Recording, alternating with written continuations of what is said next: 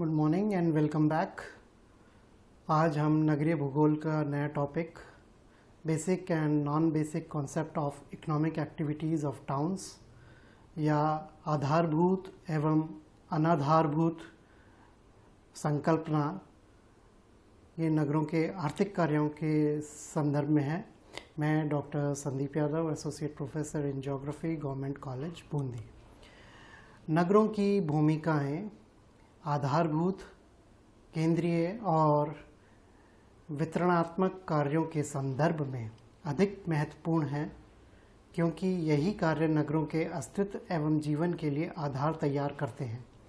नगरीय अध्ययनों में आधारभूत कार्यों के रूप में नगर के आर्थिक आधारों पर विशेष बल दिया गया है, क्योंकि नगर के ये आधारभूत कार्य नगरीय बस्ती के रेजन डिएट्रे के रूप में होते हैं, जो नगर को जन्म देते हैं और संचालित भी करते हैं। दूसरे शब्दों में, नगर अपने जन्म एवं विकास की आर्थिक शक्ति या आधार इन्हीं कार्यों से प्राप्त करता है। इसीलिए इन्हें आधारभूत कार्यों को नगर के आर्थिक आधार के रूप में देखते हैं, जो अधिकांशतः औपचारिक क्रियाओं के खंड में आते हैं। नगरों के आर्थिक आधार की संकल्पना नगरीय कार्यों को आधारभूत और अनाधारभूत इन दो प्रकारों में बांटती है। इसीलिए इस संकल्पना को आधारभूत अनाधारभूत संकल्पना, the basic and the non basic concept भी कहते हैं। इस संकल्पना की सबसे प्रमुख मान्यता है कि किसी बस्ती के विकास का मूल कारण वे वस्तुएं और सेवाएं हैं जिन्हें यह बस्ती अपने यहाँ अर्थात बस्ती सीमाओं के भीतर या स्थानीय रूप से जन्म देती है, परंतु इन वस्तुओं और सेवाओं की बिक्री अपनी सीमाओं के बाहर के क्षेत्रों के लिए मूलतः करती है। जितना ही नगर के बाहर के लोग नगर में उत्पादित वस्तुओं और सेवाओं का क्रय या विनिमय करते हैं, नगर की आय या क्रय शक्ति उतनी ही अधिक बढ़ती है। अतः नगर का आर्थिक आधार अधिक मजबूत होता है, जिससे नगर की वृद्धि अधिक होती है। नगरीय सीमाओं के भीतर के लोग आपस में विनिमय करने में नगर की आय में कोई वृद्धि नहीं होती, क्योंकि इस दशा में नगर की ही आय नगर में हस्तांतरित होती रहती है। अतः नगर की अर्थव्यवस्था और उसके भीतर होने वाली क्रियाएं इस आधार पर दो भागों में बांटी जाती हैं। आधारभूत क्रियाएं या किसी क्रिया का आधारभूत भाग उन वस्तुओं और सेवाओं से बनता है जिनका उत्पादन या जन्म तो नगर क्षेत्र के भीतर होता है, लेकिन जो नगर क्षेत्र के बाहर के लोगों द्वारा खरीदी या उपलब्ध की जाती हैं। और दूसरा, अनाधारभूत क्रियाएं या किसी क्रिया का अनाधारभूत भाग उन वस्तुओं और सेवाओं से निर्मित होता है जो नगर क्षेत्र के भीतर पैदा होती हैं, और इनका विक्रय भी नगर क्षेत्र के भीतर ही वहीं के लोगों में होता है। अर्थात दूसरे शब्दों में हम कहें तो अनाधारभूत क्रियाएं के द्वारा केवल नगर निवासियों की ही सेवा पूर्ति होती है, बाहर के लोगों की नहीं। इसके विपरीत आधारभूत क्रियाएं वे हैं जो बाहर के लोगों की आवश्यकता पूर्ति करके नगर की आय में वृद्धि करती हैं। नगर की आधारभूत क्रियाओं को प्राथमिक क्रियाएं या नगर निर्माण कारक क्रियाएं भी कहा जाता है, क्योंकि नगर का वास्तविक निर्माण या विकास मूलतः इन्हीं क्रियाओं द्वारा अर्जित आधार के कारण होता है। इसके विपरीत अनाधारभूत क्रियाओं को माध्यमिक या नगर सेवा कारक क्रियाएं भी कहा गया है, क्योंकि नगर के विकास या अस्तित्व के लिए इनका महत्व गौण होता है और ये मात्र नगर की ही सेवा करती हैं। नगरों के आर्थिक आधार की संकल्पना का एक अत्यंत महत्वपूर्ण तथ्य यह है कि नगर की प्राय सभी क्रियाएं कुछ न कुछ मात्रा में आधारभूत तथा अनाधारभूत दोनों होती हैं। मात्रा की यह भिन्नता कार्यों और नगर दोनों के आधार पर देखने को मिलती है। यहाँ यह भी बता देना आवश्यक है कि रोजगार या आर्थिक क्रियाओं के त्रिवर्गीय विभाजन अर्थात प्राथमिक, माध्यमिक और तृतीयक से नगरीय क्रियाओं का द्विवर्गीय विभाजन अर्थात प्राथमिक और माध्यमिक भिन्न है, परंतु फिर भी इन दोनों विभाजनों के बीच भ्रम होना अधिक स्वाभाविक है।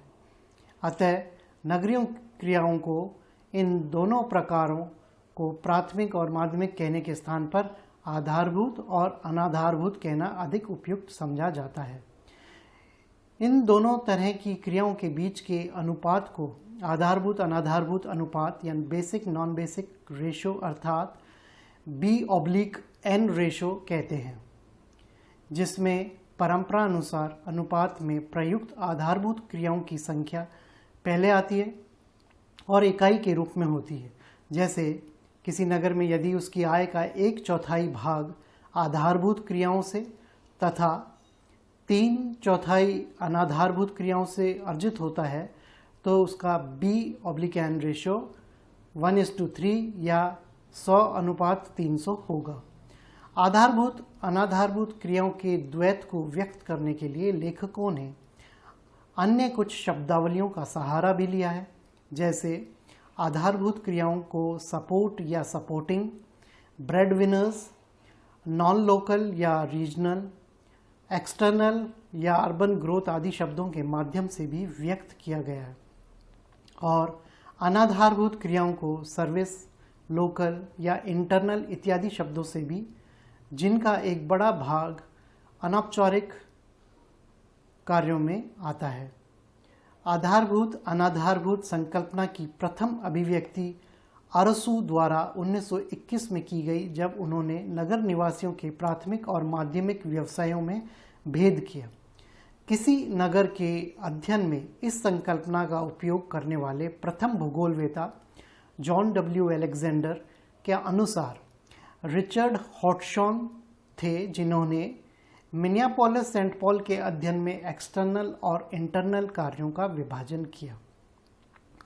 तो जो जॉन W. अलेक्जेंडर थे, उन्होंने इसके जो श्रेय दिया है इसको कि पहली बार इस चीज़ को किसने इस्तेमाल किया, वो थे हॉटशॉन। हॉटशॉन ने संयुक्त राज्य की वस्तु निर्माण उद्योग पेटी पर कार्य करते हुए 1936 में बेसिक मैन्युफैक्चरिंग और औद्योगिक श्रमजीवियों की जनसंख्या में से 10% जो नॉन बेसिक माना गया घटा करके ज्ञात किया। इसके बाद हायट और मैकार्टी तथा डिकिंसन इत्यादि विद्वानों ने संकल्पना का और विस्तार प्रचार किया। हायट ने आधारभूत क्रिया को मापने के लिए 6 कदमों 6 स्टेप्स या अवस्थाओं की रूपरेखा 1939 में अपने लेख में लिखी।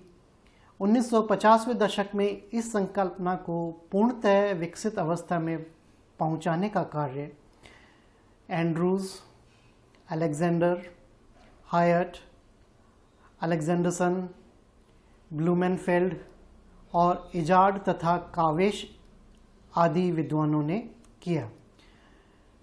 अब आधारभूत और अनाधारभूत संकल्पना की कुछ समस्याएं भी हैं और उपयोगिता भी है। इस संकल्पना का अध्ययनात्मक तथा व्यवहारिक दोनों दृष्टियों से उपयोगी बताया गया है। नगरों के अस्तित्व और वृद्धि के मूल कारणों की व्याख्या इसमें होने के कारण इसका अध्ययनात्मक महत्व है, जबकि किसी नगर की भावी रचनात्मक आवश्यकताओं को वर्तमान आर्थिक आधार अर्थात B/N रेशियो द्वारा प्रक्षेपित करने के प्रयास भी किए जा सकते हैं, जैसा एंड्रस और हायट ने किया है। अलेक्जेंडर ने इस संकल्पना को काफ़ी उपयोगी बताया है, क्योंकि एक तो इसके द्वारा नगर क्षेत्र के दूसरे क्षेत्रों से आर्थिक संबंध अधिक अच्छी तरह से स्पष्ट होते हैं और इसकी आधारभूत क्रियाओं की संरचना उसकी कुल आर्थिक संरचना की तुलना में काफ़ी भिन्न होती है। दूसरे प्रादेशिक कार्यों के संदर्भ में नगरों का अधिक संतोषजनक वर्गीकरण इस संकल्पना के उपयोग से संभव है। और तीसरे, इस संकल्पना के आधार पर प्राप्त B/N अनुपात की सहायता से न केवल नगरों के प्रकारों में भेद कर सकते हैं, बल्कि व्यक्तिगत कार्यों का भी महत्वपूर्ण विभाजन कर सकते हैं। जैसे एक नगर का वस्तु निर्माण उद्योग आधारभूत हो सकता है, जबकि दूसरे नगर में यही कार्य आधारभूत ना होकर सेवा के रूप में हो सकता है। इस संकल्पना की उपयोगिता के साथ साथ आधारभूत अनाधारभूत अनुपात को तथ्यात्मक ढंग से ज्ञात करने की कुछ महत्वपूर्ण कठिनाइयाँ या सीमाएं भी हैं, जो तकनीकी और सैद्धांतिक दोनों तरह की हैं।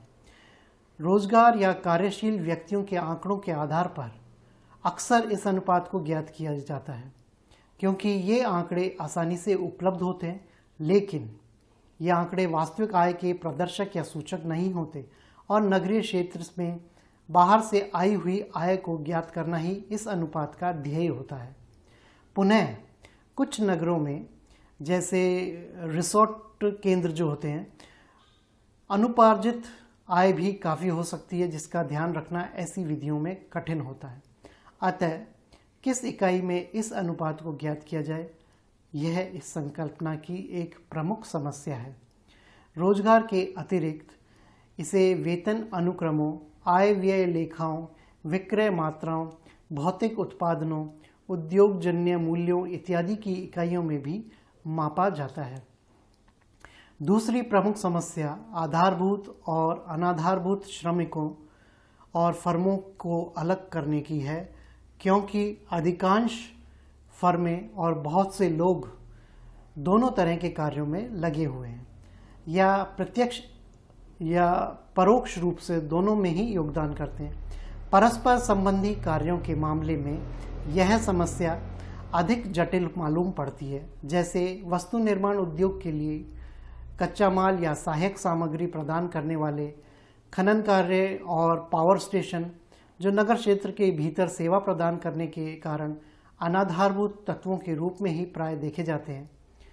तीसरी प्रमुख समस्या बस्ती या नगर क्षेत्र के सीमा निर्धारण से संबंधित है, क्योंकि इस क्षेत्र के आकार का सीधा प्रभाव इस अनुपात पर पड़ता है।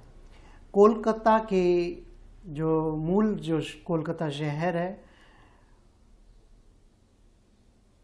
जो के लिए क्रिया आधारभूत हो सकती है, वहीं कोलकाता नगरीय जो जनसमूह है, जो कॉन्वर्बेशन है, उसके संदर्भ में देखने में अनाधारभूत हो सकती है। विश्व को क्षेत्रीय इकाई के रूप में लेने पर कोई भी क्रिया अनाधारभूत हो सकती है। नगर का आकार बढ़ने पर अनाधारभूत क्रिया की मात्रा सामान्यतः बढ़ती जाती है, क्योंकि नगर सीमाओं के भीतर व्यक्तियों और फर्मों के बीच व्यापार या विनिमय अधिक होता है और नगर आर्थिक दृष्टि से अधिक बहुदंडी या विभिन्नीकृत हो जाता है। आधारभूत क्रिया का अनुपात समूचे नगर के लिए होता है, अतः इसके अधिक नगरीय वृद्धि कारक तथा कम नगरीय वृद्धि कारक क्रियाओं में अंतर स्पष्ट नहीं कर पाते हम। पुनः सेवा की दृष्टि से स्थापित इकाइयां भी प्राय कुछ न कुछ आधारभूत हो सकती हैं। समय के साथ साथ यह अनुपात भी परिवर्तनशील या अस्थिर होता है और आधारभूत क्रियाएं